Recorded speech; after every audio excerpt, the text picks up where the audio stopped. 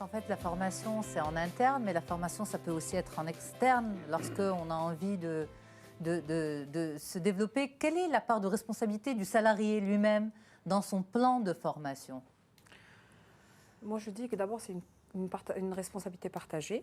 Parce qu'il y a, moi, ce que je veux... Aujourd'hui, pardon, Fatem Zahra, il n'y a pas encore cette loi qui impose la formation. Oui, mais dans mon entretien d'évaluation, je dois demander, parce que en général, ça commence comme ça, donc il y a un entretien d'évaluation si il existe.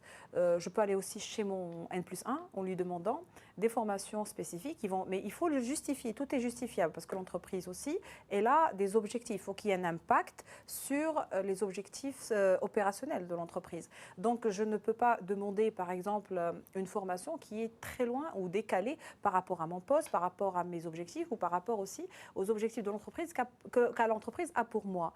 Maintenant, effectivement, ce dont on a parlé, la loi qui arrive avec ces 2 jours, et j'espère qu'on va d'abord l'instaurer, c'est l'équivalent du DIF, le droit individuel à la formation en France, qui donne un certain nombre et aussi une certaine somme, c'est-à-dire la liberté du salarié à choisir sa formation. Et ça, c'est super important. Moi, donc, j'ai une école de formation, j'ai un centre de formation, j'ai beaucoup de particuliers qui financent eux-mêmes leur formation, alors qu'ils paient des impôts à l'État aussi. Donc, quelque part, c'est pas juste de ne pas leur donner de ce droit. Et donc, nous avons participé au Conseil économique et social, où nous avions proposé et demandé donné cette proposition. Et je pense qu'elle a été prise en compte. Et c'est pour ça que cette stratégie aussi, ce nouveau texte de loi, prend en compte ce droit. Et je pense que ça va aller plus que 2 jours par la suite. C'est pour ça qu'ils ont dit cumulable sur 5 ans. Donc, l'idée, c'est de l'étendre à 10 jours. Maintenant, il y a aussi, les entreprises sont aussi ouvertes. Quand je suis un bon collaborateur, quand je justifie mon besoin, on me valide aussi mes formations. Les prix des formations sont, on va dire, cadrés par une instance, ou bien c'est la loi du marché. Comment savoir que cette formation que je demande à mon entreprise, d'abord coûte le bon prix et n'est pas... parce qu'on voit parfois des prix qui... Est-ce qu'ils se justifient ou ils ne se justifient pas? Ça vous fait sourire tous les deux? Oui. Non, parce qu'il a fait... Oui, parce qu'on est... On est touché.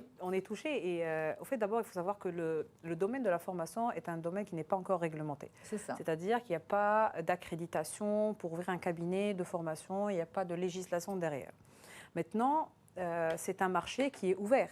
Vous avez des prix formation très très bas et vous avez des formations aussi des prix exorbitants. Exact. Moi, je parle de moi et aussi dans le cadre de mon association, on ne comprend pas cet écart et aussi ces clients aussi parce que le client est aussi responsable que nous par rapport à ça. Donc il faut qu'il aille chercher aussi l'information, qu'il comprenne, qu'il fasse du benchmark pour comprendre aussi ces écarts.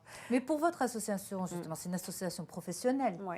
Est-ce qu'elle n'a pas un rôle d'information, de régulation peut-être pas, mais d'information? Tout à fait. Des tarifs? On le fait, mais aussi il faut savoir que nous sommes des confrères.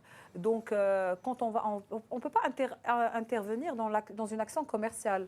Mais quand on va nous demander, personnellement, combien coûte cette formation, on va donner une fourchette. Il faut savoir aussi que notre formation, elle est moins chère qu'en Europe. Alors, par exemple, en Europe, on facture à la personne. Aujourd'hui, les formations c'est intra-entreprise, on les facture à la journée. Et on peut mettre autant de personnes qu'on veut. Exact. Alors que pédagogiquement, c'est interdit de mettre, par exemple, sur certains ateliers, plus entre 8 et 12 maximum. Maintenant, c'est très important aussi, je voulais rebondir sur ce que vous aviez dit par rapport au prix de formation. Quand vous avez parlé de gestion de stress, etc., il faut aussi justifier cette formation. Et moi, par exemple, je donne un exemple. Quand on dit gestion de temps, c'est une gestion de priorité. Je ne vais pas gérer le temps, 24 heures, c'est 24 heures pour tout le monde. Maintenant, c'est une technique d'apprentissage à ces personnes de s'organiser, d'organiser leur travail. Si par contre, devant mon chef d'entreprise, mon client, si j'arrive à lui prouver que si j'ai un groupe de 12 et chaque personne arrive si elle applique ce que je lui dis, elle arrive à gagner 1 heure par jour, ça veut dire 5 heures par semaine, ça veut dire 20 heures par semaine, et si on le quantifie, ça justifie le coût. Et donc ça, c'est l'impact de la formation. Et ça, c'est aujourd'hui peut-être... Justement, c'est pour ça qu'il faut savoir que ça s'appelle plan de formation, ce n'est pas journée de formation. C'est un plan, ce n'est pas du one-shot. On n'arrête pas de le dire. Quand on est un bon pédagogue, quand on est un bon professionnel du métier, donc il faut expliquer la responsabilité de cette entreprise à accompagner. Parce qu'ils me disent, bon, moi j'ai payé tant, quel est l'impact? Et j'ai eu un retour il y a quelques semaines. L'impact, d'abord, il n'y a pas que des soft skills, il y a aussi des hard skills. Les hard skills, c'est facile de les valider. Quand je vais t'apprendre à savoir fixer un objectif, je te fais un QCM et je sais comment tu fais. Mais par rapport à tout ce qui est savoir-faire et savoir-être, ça demande du temps.